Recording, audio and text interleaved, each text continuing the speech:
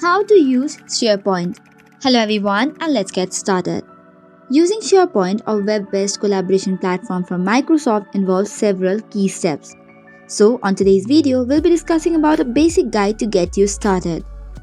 To start off with, first of all, open any of your browser of your choice and go to microsoft.com.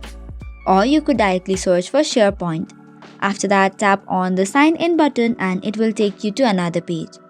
Now what you have to do is give the credentials of your Microsoft account and you're good to go. Here you can access the SharePoint, which is a home page which typically contains links to different sites, documents and news. This interface may vary depending on how the organization has customized it. SharePoint organizes content into sites. You can either share a new site or join an existing one. Sites can be project sites, team sites, department sites, etc.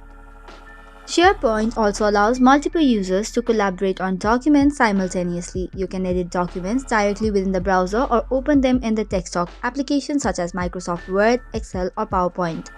You can also control who can access to what your SharePoint site by setting permissions. SharePoint also provides features like lists and libraries to organize and manage information. It also allows you to customize your site to meet your organization's need. You can add web parts, change it, apply themes and much more. So that is all for today's video. For more such contents, do not forget to hit the like and subscribe button. Thank you and keep watching.